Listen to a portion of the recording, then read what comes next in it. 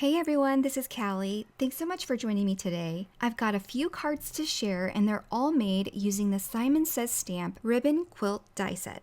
These dies are so versatile and can create such a wonderful variety of cards that I just had to play with it again. Here's an up-close look at those dies. There are two examples of designs on the packaging, but there's so much more that you can do with these simple 5 dies. There are 2 zigzag-like dies here that will create your ribbon, and then these 2 other dies will create the ribbon strips so that you can add color for depth and dimension, or you can change the color altogether to make the design more interesting. And the square block will also help you create some other geometric designs, which I'm not going to use today. To make my first colorful card, I'm using these 4 dies here, and I've pre-cut 8 ribbons, 2 of each color using some orange, yellow, light blue, and purple cardstock. I also die cut another strip in white, and that's going to be used as a spacer between each of those ribbons so that I can place them evenly on a card panel, which you'll see later. For each of those primary colors, I've also die cut 3 additional colors of the same color family using the angled strips die so that I can add dimension later on. Before I construct my ribbons, I want to stamp this thank you text to my white background. And for those of you who don't know, this stamp set is a photopolymer reprise to a red rubber stamp that's currently still available at Simon Says Stamp, giving you the option of what you like better for background stamps. I'm stamping my background with a really soft brown in latte ink, and this is going to just provide that subtle text in the background, but not get too distracting that it takes away from the ribbons that I'm going to add to this panel. For my full panel designs today, each of these panels is cut to 4 inches by 5¼ inches. That will perfectly place these ribbons onto each panel without a border. So my first step is to add each of these colorful ribbons across the panel. To ensure that everything is lined up perfectly, you want to make sure that that first ribbon is lined up with the edge of this card panel. Then using that white spacer, I'm going to butt it up next to that orange strip and then apply my yellow strip. And then I'll repeat this step until I get to the very end of the panel. It's very important to make sure that there are no gaps between each of these ribbon strips to guarantee that they are evenly spaced, and by the time you get to the end of the panel with that last purple strip, that it's going to fit perfectly along the edge of the card panel. I just skipped that spacer for that last purple strip and just adhered it so that it lined up with the right side of this card panel. So this completes the first step in making this card. While these pastel ribbons are very pretty and can be left just like this, I want to give it more dimension and color using those other blocked strips that I die cut using darker colors from the same or adjacent color family so that I can create a gradient on these ribbon strips. So on this light orange strip, I'm adding these little blocks to create a gradient from orange to red. So I've got 3 other colors here that I've die cut using a light coral, medium coral, and then a red. From doing that first stack, I realized that I should be going from the bottom up, starting with the lightest color, because there's going to be some overlap on each of those corners. So I've counted 4 blocks from that first stack, which includes the original light orange color, and then I'll repeat my stack so that we have a gradient of color that's repeated. And I'll finish this orange to red ribbon here with 2 final darker colors. This gradient of color really adds a lot of depth and dimension to this ribbon and gives it so much more interest. So moving on to the next ribbon, we've got the yellows going from light yellow to dark yellow, and I am working again from the bottom up so that I can overlap the corners from light to dark. And I've shifted the dark color halfway down in between the darker red colors. That way, this will give it a bit more interest and is visually more balanced when you see darks and lights in different areas. And I'll just keep alternating between the 2 as I move from left to right. So this blue pattern is going to be like the red pattern, with the darkest teal colors being at the top, center, and bottom of the card. Now I know this looks tedious and it's quite repetitive, but as I move along, piecing something like this together can be really relaxing, a lot like stacking sentiment dies. So I don't think of it as tedious or not worth my time because I think the details are really what make each card design special. And it's a great reason to save a card like this for someone who's going to appreciate the hard work that you've put into it. Okay, so I'm wrapping up the first section of colors with the purples, and that's going to match the yellow, because remember, we're alternating between the two ribbon patterns. Now I'm going to repeat the red, and it's going to match the red on the left side. So I'll just repeat this process until I get to the very end. Once I got into the groove of the pattern and where to start and stop, because I can refer to the first block of colors, this went a lot faster and a lot smoother. And as I near the end here, you can see how adding all of these blocks of darker cardstock is really creating a lot of depth and dimension to each ribbon.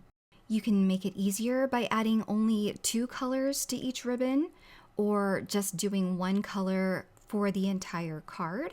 So there's lots of different varieties to using these ribbon dies for this particular pattern. Now for my second and third cards, I am going to create the same pattern. I'm going to call it a chain link because I'm using 2 different colors of ribbons and I'm going to chain them together to create this look. Now I was playing with these ribbons and came up with this design, and I thought it was really fun that I was able to kind of weave them together and create this look. So I've created one pattern using the pinks and wild berry colors, and now I'm going to show you how I did that using some blues and purples. Now you want one of the colors with the tops angling to the right, and the blues, I'm going to start them angling to the left at the top. And I'm going to overlap them, and as you can see, you can just do a simpler design by just adding them together one on top of the other, kind of like on the packaging of the die. But I was playing with this and I thought it was really fun that I could kind of weave them together. So I have the blue over the purple to start with, and that's going to be the same for each of these chain links. So holding the top together, I'm going to make sure that I have a few weaved before I let go and weave the ends, because if you don't hold the top together, the top can undo itself while you're working on braiding the bottom. So I've got one link here done, and I'm going to continue with the rest of the pieces. Again, you want the blue overlapping the purple. And then you'll continue taking the chains and linking them one over the other until you get to the bottom. Once I get to the bottom and finish the chain, I just want to make a tweak and adjust the chain a little bit so that the pieces are evenly spaced, so it makes it easier to line up each of these chains later on. So this is super easy to do. I'm just crisscrossing the 2 pieces, and it kind of reminds me of like braiding hair. And when I finish with this one, I'll bring in the other ones that I finished off camera, and I have a total of 8. So like with my first card, this purple panel is also cut to 4 inches by 5¼ inches. That is going to fit the exact length and width of all of these chains going from left and right, and you're going to be able to fit 8 chains going across the panel. To make sure that I'm lining up these chains perfectly, I first made adjustments to make sure that they're as even as possible before I place it on the cardstock. Once it's down, I just need to ensure that all of the sides of this chain link are flush with the side of the card panel, and I'm making little micro adjustments as necessary. Okay, so now for the second strip, if you can see at the top there, I'm trying to point out that you want a continuous chain. So in order to do that and get the purples to match up, I'm going to flip the one chain over 180 degrees. Then I'll add adhesive to the back and then adhere it down. Just like I did before, I'm going to make sure that all of the sides are flush with the previous chain and all of the sides are touching and flush with each other. So this third row is not going to need to be flipped. It's just going to be placed down, and you'll see that all of the purples are going to line up and all of the blues are going to line up. Then for the fourth one, I'm going to flip that. So every other column, I'm flipping that chain link before adhering it down to make sure that that chain pattern is consistent across this panel. And with this uniform design across this panel, it's especially important that there are no gaps between any of these chain links. So that way when you get to the very end with that last piece, it's going to be flush on the right side as well. And if it doesn't end up even, there's no worries. You can always trim down the panel and make it look intentional. Okay, so now that I have all 3 backgrounds completed, I can go ahead and attach them to card bases.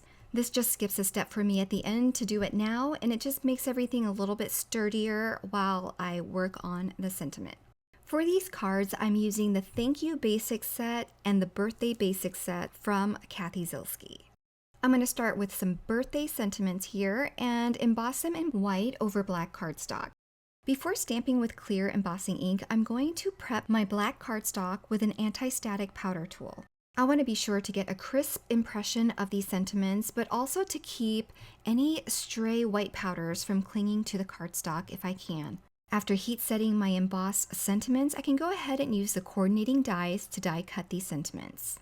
I wanted to make my cards more festive, so I decided to die cut some party candles. I kept it simple with some gold metallic cardstock and some yellows for the flames.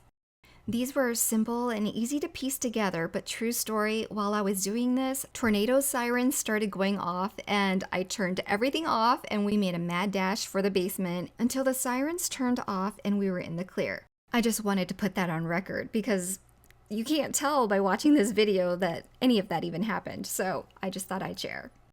So back to putting these cards together, I am adding these candles with 3D foam squares and 3D foam strips to make everything pop a little bit against that busy background. And then I'll attach these embossed sentiments right over the candles in the middle towards the bottom third of these cards. And then I also prepped a sentiment for the last card using the Thank You Basic set, and I'll attach that simply with 3D foam squares. And of course, I couldn't call it quits without adding some little bling. So I'm using some Northern Lights embellishments and adding a few here and there until I'm satisfied with how these look. And that completes my set of cards using the ribbon quilt dice. If you're interested in any of the products that I used, be sure to check out the links below. Everything will be linked for your convenience and will be linked on the coordinating blog post as well. I hope you enjoyed these projects and will give it a try. This die is at a great price point, and I really don't think you'll regret adding it to your stash. Bye everyone!